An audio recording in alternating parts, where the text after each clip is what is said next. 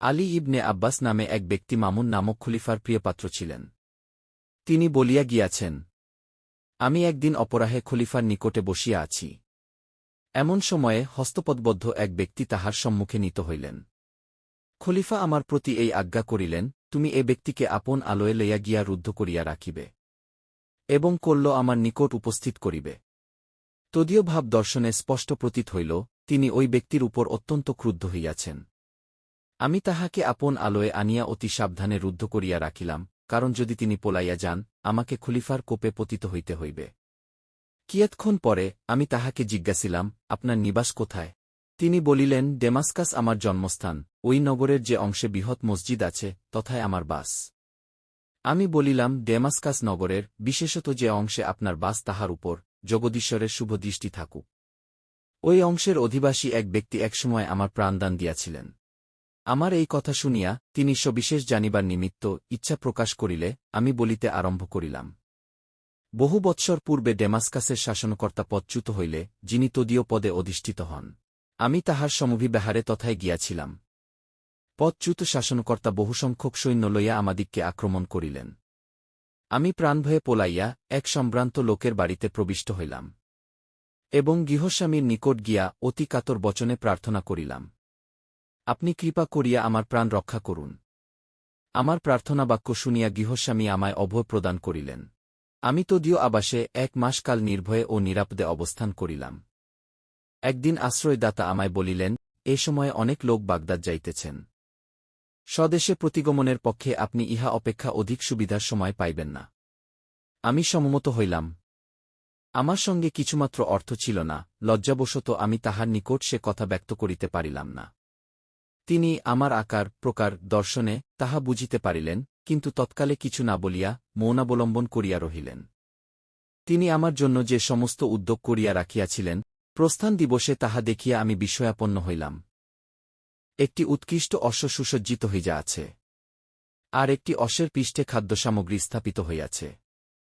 আর পথে আমার পরিচর্যা করিবার নিমিত্ত একটি ভৃত্য প্রস্থানার্থে প্রস্তুত হইয়া রহিয়াছে।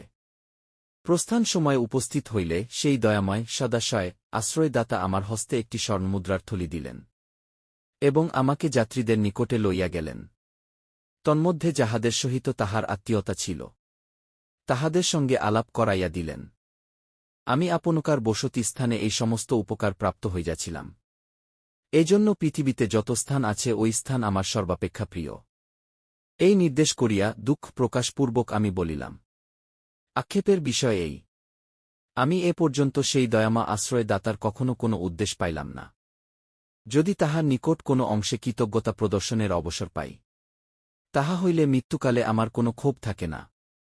এই কথা শুনিবামাত্র তিনি অতিশয় আহ্লাদিত হইয়া বলিলেন, আপনার মনস্কাম পূর্ণ হইয়াছে।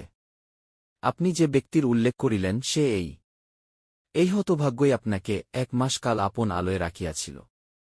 তাহার এই কথা শুনিয়া আমি চমকিয়া উঠিলাম, সবিশেষ অভিনিবেশ সহকারে কিয়ৎক্ষণ নিরীক্ষণ করিয়া তাহাকে চিনিতে পারিলাম। আহ্লাদে পুলকিত হইয়া অশ্রুপূর্ণ নয়নে আলিঙ্গন করিলাম, তাহার হস্ত ও পদ হইতে লৌহ শৃঙ্খল খুলিয়া দিলাম। এবং কি দুর্ঘটনাক্রমে তিনি খলিফার কোপে পতিত হইয়াছেন, তাহা জানিবার নিমিত্তে নিতান্ত ব্যগ্র হইলাম। তখন তিনি বলিলেন, কতিপয় নীচ প্রকৃতির লোক ঈর্ষাবশত শত্রুতা করিয়া খলিফার নিকট আমার উপর উৎকট দোষারোপ করিয়াছে, তজ্জন্য তদীয় আদেশক্রমে হঠাৎ অবরুদ্ধ ও এখানে আনিত হইয়াছি। আসিবার সময় স্ত্রী পুত্র কন্যাদিগের সহিত দেখা করিতে দেয় নাই, বোধ করি আমার প্রাণদণ্ড হইবে। অতএব আপনার নিকট বিনীত বাক্যে প্রার্থনা এই, আপনি অনুগ্রহ করিয়া আমার পরিবার বর্গের নিকট এই সংবাদ পাঠাইয়া দিবেন। তাহা হইলে আমি যথেষ্ট উপকৃত হইব। তাহার এই প্রার্থনা শুনিয়া আমি বলিলাম, না না, আপনি এক মুহূর্তের জন্যও প্রাণনাশের আশঙ্কা করিবেন না। আপনি এই মুহূর্ত হইতে স্বাধীন। এই বলিয়া পাথে স্বরূপ সহস্র স্বর্ণমুদ্রার একটি থলি তাহার হস্তে দিয়া বলিলাম, আপনি অবিলম্বে প্রস্থান করুন এবং স্নেহাস্পদ পরিবারবর্গের সহিত মিলিত হইয়া সংসার যাত্রা সম্পন্ন করুন। আপনাকে ছাড়িয়া দিলাম। এজন্য আমার উপর খলিফার মর্মান্তিক ক্রোধ ও দেশ জন্মিবে, তাহাতে সন্দেহ নাই। কিন্তু যদি আপনার প্রাণ রক্ষা করিতে পারি, তাহা হইলে সেজন্য আমি অনুমাত্র দুঃখিত হইব না। আমার প্রস্তাব শুনিয়া তিনি বলিলেন, আপনি যাহা বলিতেছেন আমি কখনই তাহাতে সম্মত হইতে পারিব না। আমি এত নিচাশয় ও স্বার্থপর নহি যে কিছুকাল পূর্বে যে প্রাণের রক্ষা করিয়াছি, আপন প্রাণ রক্ষার্থে এক্ষণে সেই প্রাণের বিনাশের কারণ হইব। তাহা কখনও হইবে না, যাহাতে খলিফা আমার ওপর অক্রোধ হন। আপনি দয়া করিয়া তাহার যথোপযুক্ত চেষ্টা দেখুন। তাহা হইলেই আপনার প্রকৃত কৃতজ্ঞতা প্রদর্শন করা হইবে।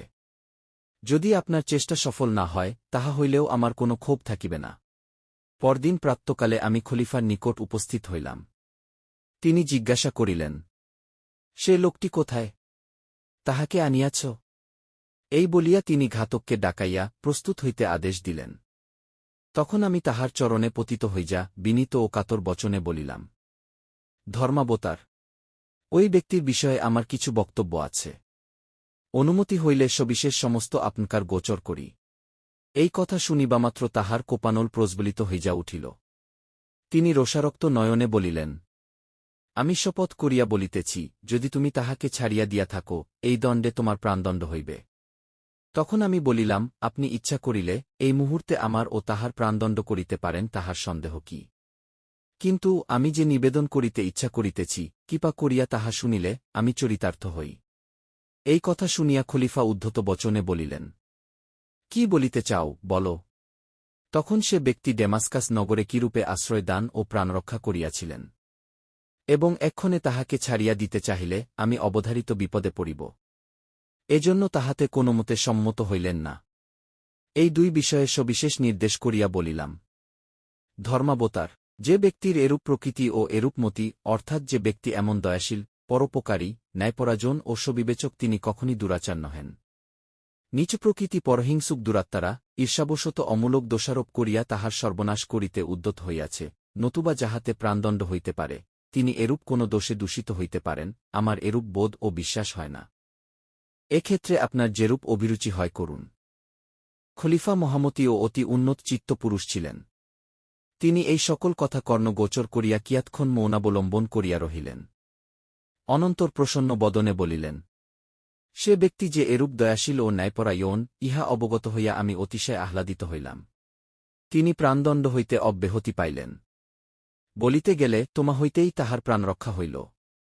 এক্ষণে তাহাকে অবিলম্বে এই সংবাদ দাও, ও আমার নিকটে লইয়া আইস।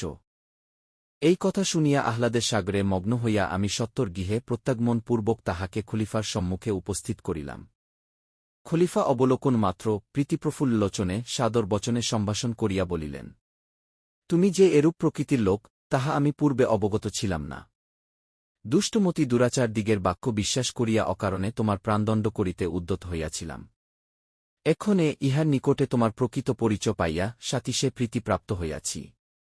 আমি অনুমতি দিতেছি, তুমি আপন আলয়ে প্রস্থান কর। এই বলিয়া খলিফা তাহাকে মহামূল্য পরিচ্ছদ, সুসজ্জিত 10 অশ্ব, 10 খচ্চর, 10 উষ্ট্র উপহার দিলেন এবং ডেমাস্কাসের রাজপ্রতিনিধির নামে এক অনুরোধপত্র ও পাথে স্বরূপ বহুসংখ্যক অর্থ দিয়া তাহাকে বিদায় করিলেন। এমন আরও গল্প শুনতে চাইলে গল্পের জগৎ চ্যানেলটি সাবস্ক্রাইব করুন, ভিডিওটি লাইক ও শেয়ার করুন, আর নতুন গল্পের নোটিফিকেশন পেতে বেল আইকন চাপতে ভুলবেন না। আপনারা পরেরবার যে ধরনের গল্প শুনতে চান তা কমেন্ট করে জানাতে পারেন।